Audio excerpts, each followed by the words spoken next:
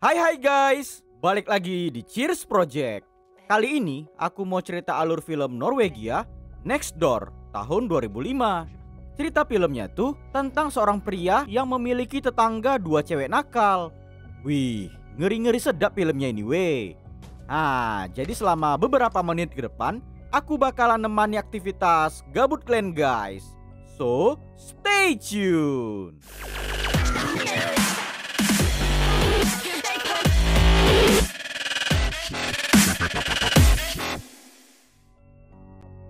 Jadi ceritanya tuh kayak gini weh.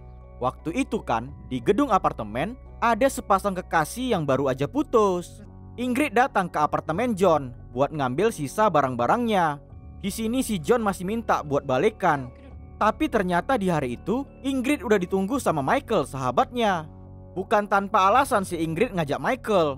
Dia takut kalau John bakalan berbuat kasar karena tetap nolak ajakan balikan lagi. Gak mau lagi dengar bacotan John, Ingrid langsung bergegas pergi dari sana. Kemudian judul film pun muncul, Nabur. Kalau judul Inggris, Next Door, yang artinya tetangga sebelah. Di hari berikutnya kita dikasih tengok kalau John baru aja pulang kerja. Di hari itu dia ketemu dengan tetangga baru bernama Anna. Waktu mau buka pintu ya kan, si Anna ngerayu dia agar mau nolongin ngangkat barang di apartemennya. Sebagai tetangga yang baik, John akhirnya masuk dan bantuin dia dorong lemari. Di sana Anna tinggal dengan adiknya yang bernama Kimi. Abis selesai geser lemari ke pintu masuk, John ditawari minum anggur. Gak cuma itu aja, mereka dua juga mulai ngasih godaan nakal. Si John gak mau sampai dedek burung jadi terpancing. Makanya itu dia langsung mau cabut aja pergi dari sana. Mendadak Anna ngasih tahu kalau dari tembok apartemen yang bersebelahan mereka jadi tahu pertengkaran semalam tentang John yang baru aja diputusin. Ya tentu aja si John jadi kesal. Dia ngerasa malu gara-gara orang lain tahu tentang masalah hidupnya. Sejenak dari kotak barang mantan, John kembali teringat dengan kenangan bersama Ingrid. Namun tiba-tiba aja si Anna ngetok-ngetok pintu apartemen. Sekarang dia minta tolong buat jagain Kimi selagi dia mau ke apotik. Soalnya si adik punya trauma disiksa sama orang jahat. Jadi nggak boleh ditinggal sendirian. Pikir si John itu cuma modus saja. Tapi nengok Anna yang nyeritain sambil nangis, si John jadi nggak tegaan. Dan akhirnya dia pun kembali masuk ke apartemen tetangganya itu. Sekilas John ngerasa kayak kenal dengan keadaan seisi apartemen. Dan tiba-tiba aja terdengar suara musik rock yang keras. Dicari-carilah dari mana asal suara speaker. Pas udah ketemu, John gak nyangka kalau Kimi punya kesukaan musik yang sama kayak mantan pacarnya. Baru dipuji dikit, Kimi malah ngasih godaan nakal lagi. Ya tentu aja John gak mau terpancing karena masih sayang sama Ingrid. Si John cepat-cepat mau kabur dari sana, tapi Kimi malah ngambil kunci pintu dan dia lari berondok ke ruangan lain. Dicari-cari, John masuk ke sebuah ruangan dengan banyak kain yang berserakan kayak kapal pecah. Dari kamar itu, mereka saling teleponan. Kimi bilang kalau dia mau nyembuhin rasa sakit hati John yang baru aja putus cinta. Selesai teleponan, John kembali nyari dia di ruangan lain. Dan akhirnya Kimi pun ketemu. Dia minta agar pintu dibukakan. Tapi si Kimi ngasih syarat untuk dengerin cerita dulu sambil tutup mata. Baru abis itu bisa pulang. Ya udahlah, si John pun ngikutin kemauannya.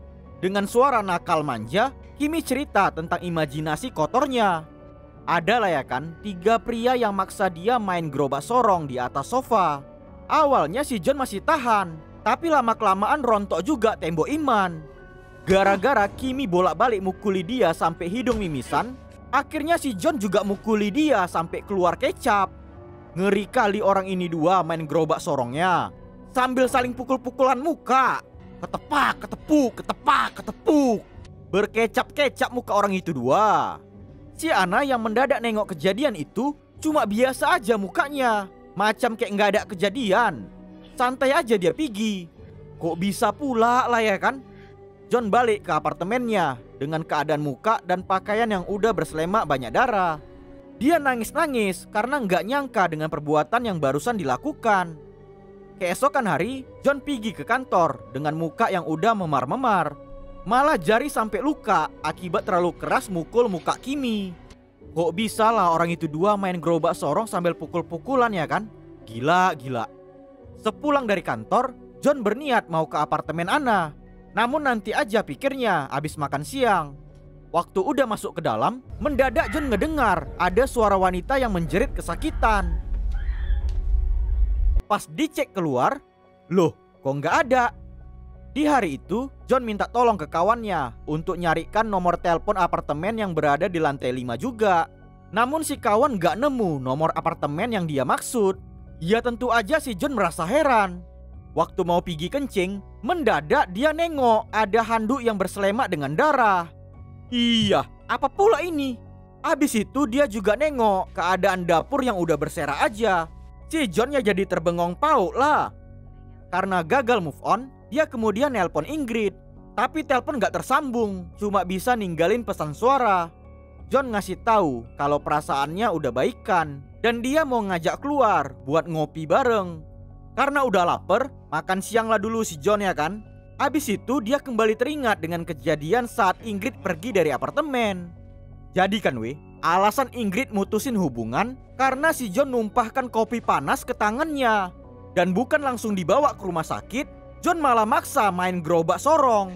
Ingrid sadar kalau John punya kelainan psikis dan sifat gila. Bahkan sebelum main nempel-nempel, dia dipaksa untuk ngarang cerita nakal agar John lebih bersemangat. Sebelum cabut pergi dari sana, John bilang kalau dia ngelakuin semua itu sebagai bukti cinta. Oh, jadi ngamuk lah si Ingrid. Dia ngejek-ngejek John tentang cerita nakal yang paling gila, yaitu cerita kesukaan John tentang 3 pria yang mainin gerobak sorong di sofa. Ngedengar hal tersebut, si John pun jadi merasa malu. Selesai dari ngingat flashback kemarin, John pergi ke apartemen Anna. Dia pengen tahu kenapa nggak pernah dengar suara aktivitasnya dari balik tembok. Si Anna dengan santai cuma bilang kalau kegiatan mereka sangat tenang, nggak gerasa-gerusu. Waktu John mau jumpa dengan Kimi, mendadak Anna ngunci dia di ruangan itu. Ya tentu aja John merasa heran, ngapain pula pintu dikunci. Setelah dicari kemana-mana, akhirnya si Kimi ketemu. Dengan perasaan sedih, Kimi kecewa karena semalam John mukul balik. Padahal dia kan cewek, kenapa kedua tangan gak dipegang aja? Gak perlu dibalas dengan kekerasan. Betul juga pikir si John. Dia sadar kalau itu adalah perbuatan yang salah. Baru aja sedih kecewa, mendadak Kimi mau ngajak John main gerobak sorong lagi. Pas lagi naik-naiknya, dia malah pergi ninggalin John gitu aja. Dicari lagi lah kemana dia berondok. Namun gak sengaja, di ruangan enak-enak kemarin, John nengok Anna sedang bersama dengan seorang pria.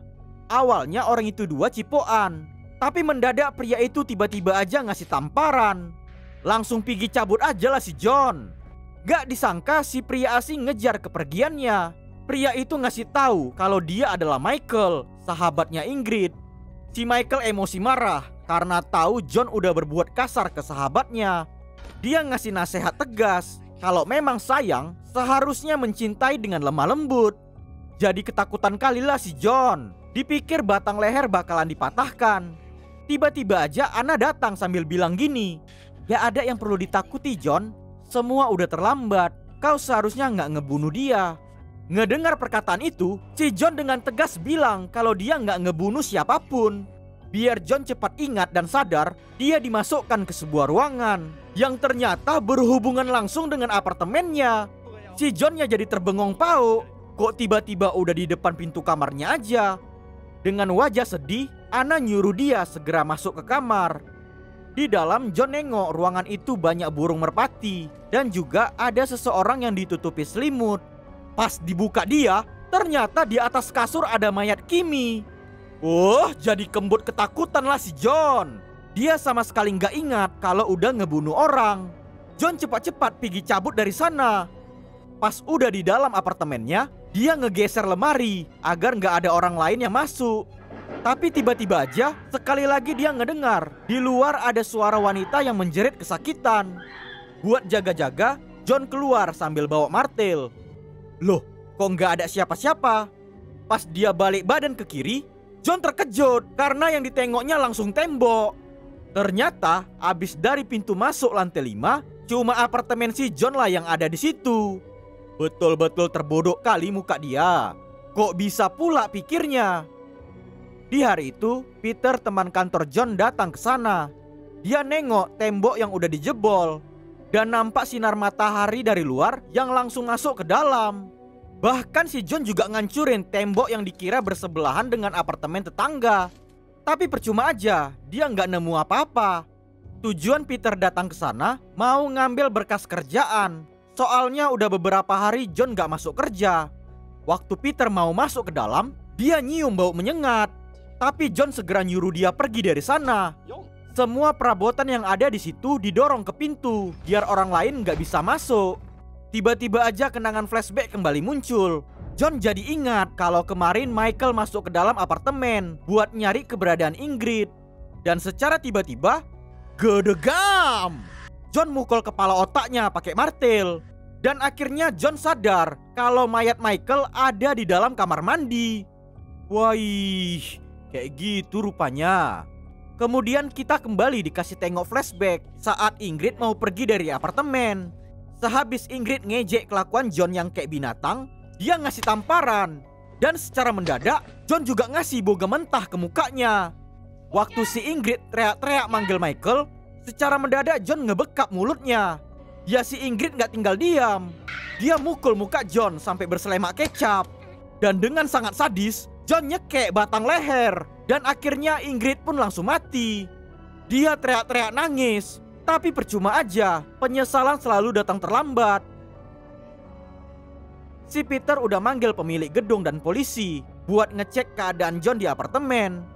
Di dalam kamar tidur, John berhalusinasi kalau Ingrid masih bisa diajak bicara. Seolah-olah dia lagi diajak bobok bareng.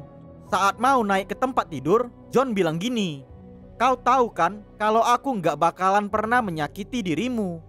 Di kepala otak dia mikir kalau kekasihnya percaya dengan hal itu. John kemudian memeluk erat mayat Ingrid. Dan akhirnya film gila ini pun tamat. Oke guys, demikian alur cerita film Nabur aka Next Door tahun 2005. Jadi kan setelah John ngebunuh Ingrid, dia ngalamin trauma berat. Sampai-sampai dia lupa ingatan dengan perbuatan psikopatnya. Dan kemudian nyiptain imajinasi tentang Anna, Kimi, dan Michael. Tapi di akhir, pikiran kepribadian asli maksa dia buat memulihkan ingatan. Sehingga John jadi sadar dengan semua perbuatan gilanya. Jadi jangan kalian sampai kayak gitu Kalau ditampar cewek karena kesalahan kita sendiri, jangan pernah kalian balas. Jadi cowok harus gentleman. Oke? Ya udahlah dulu ya mau nonton bareng sama ayang aku. Tetap dukung channel Cheers Project biar makin berkembang ke depannya. Terima kasih and